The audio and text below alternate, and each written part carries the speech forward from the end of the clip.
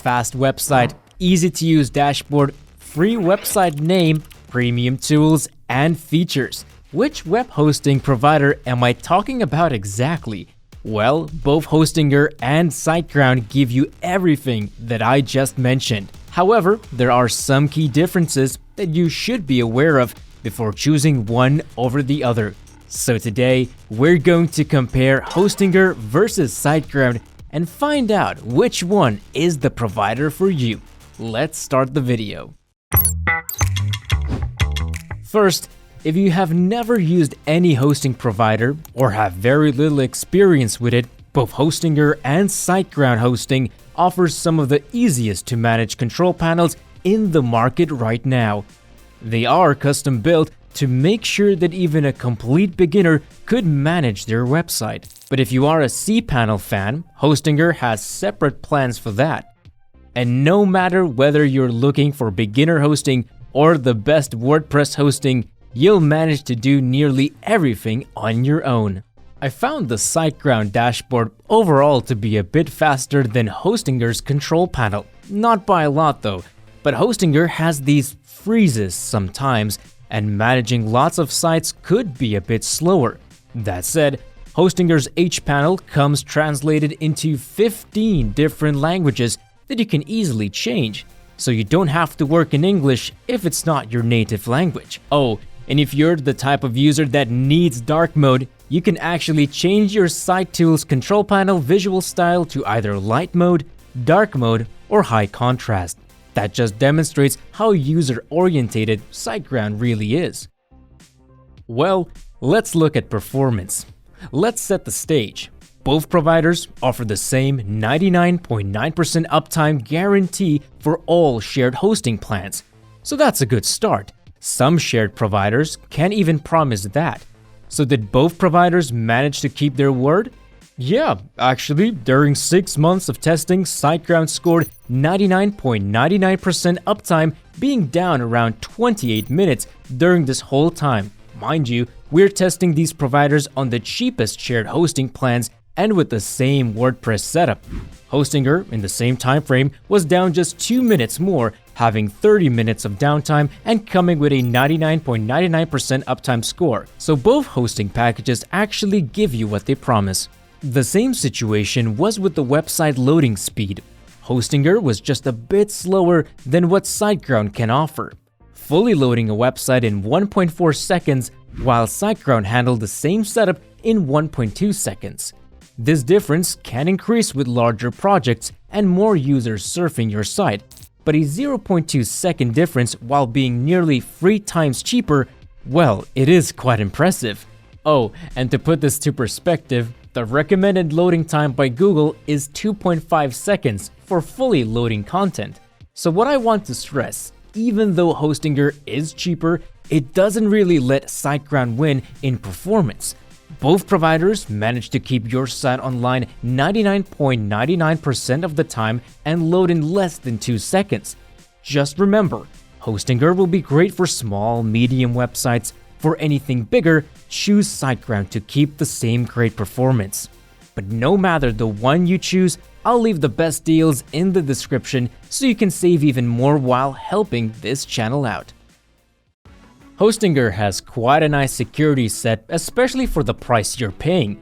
Shared hosting comes with Vanguard Anti-DDoS Traffic Analyzer, switch-level firewalls using BitNinja or Immunify 360, and optional Cloudflare domain protection.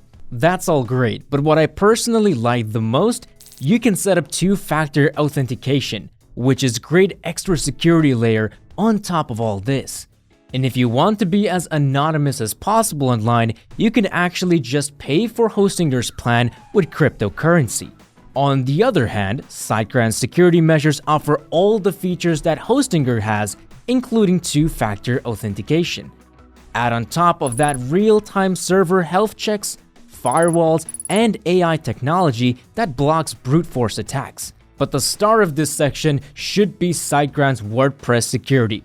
It's not only optimized for this CMS, It offers an in-house built-in plugin that allows some advanced features like disabling XML RPC modules. So for cheap hosting, Hostinger offers a really strong security suite. And for more advanced projects, SiteGround has even tougher security layers. So it can depend on how much sensitive data you're planning to store. Since you can just check out the feature list on every provider's homepage, I'm going to talk about what are the differences between SiteGround versus Hostinger. While both providers offer extensive knowledge bases, blogs, and help articles, SiteGround has a broader customer support system. You can get help 24/7 by contacting them via live chat, phone, or ticketing system. And while not always hitting their target, we found that SiteGround support is really fast. While Hostinger is a bit more limited and doesn't offer phone support, it still does provide full 24/7 support via live chat and email. And as I mentioned, Hostinger is a multi-language provider, so it tries to give you help in lots of different languages, which is great for users around the world. The support quality is really high.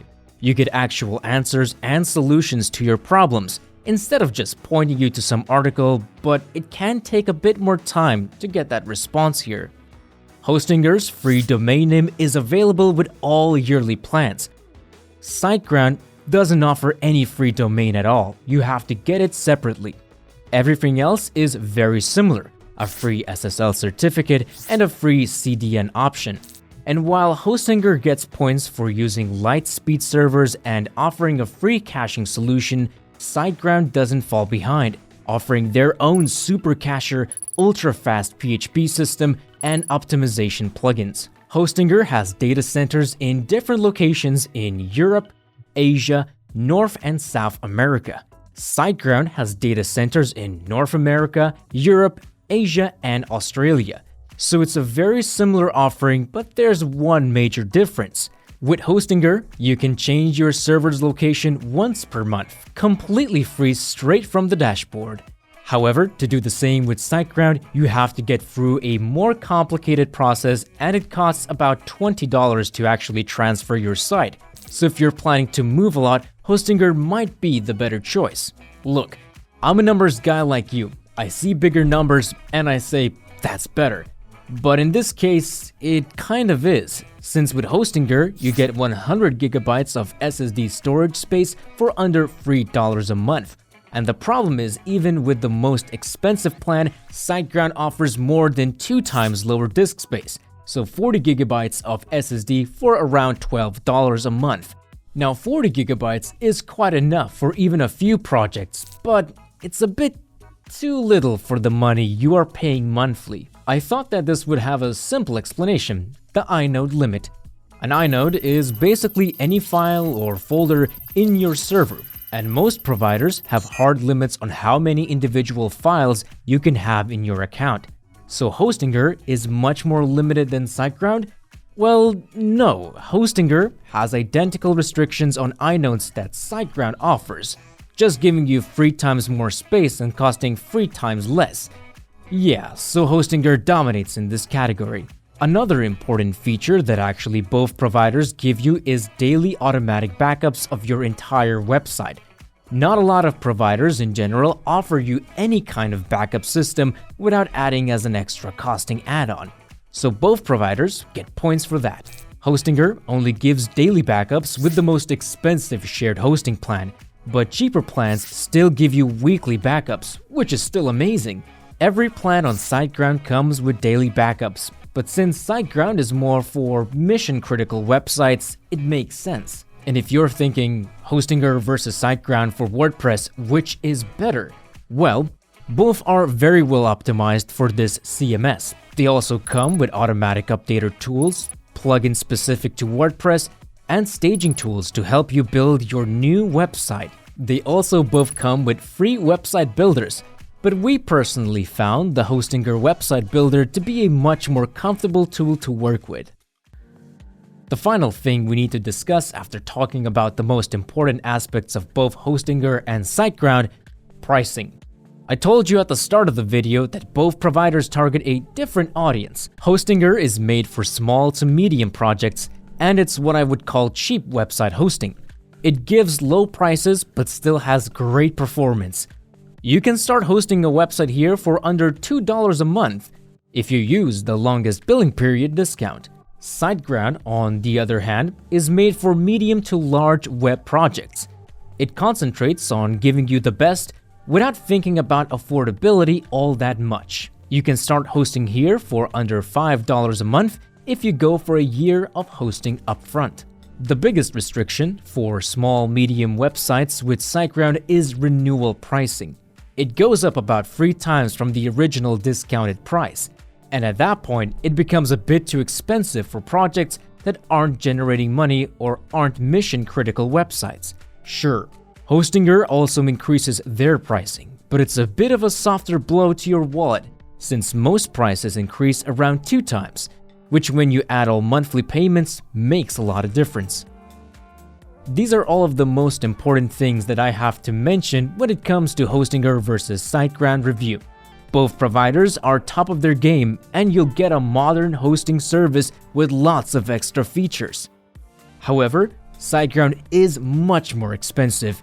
It offers way more resources and developer tools, so it's best for larger projects or e-commerce stores. Hostinger is kind of an affordable version of SiteGround. It offers a very similar package of features, the same great performance, and more beginner-oriented tools. If you have a small personal project or a medium business landing page and want to save as much as possible, go with Hostinger. So that's my Hostinger versus SiteGround video. If you enjoyed it or found it useful, give it a like to please the algorithm. If you have any suggestions for new videos or just want to ask a few questions, let's have a discussion in the comments below, and I'll see you all next time.